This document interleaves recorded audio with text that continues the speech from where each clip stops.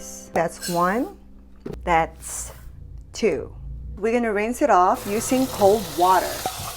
Squeeze.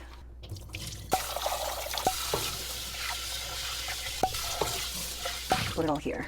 2 cups of rice, 3 cups of water. See how clear now you can see the rice in the bottom? Bring this to a boil.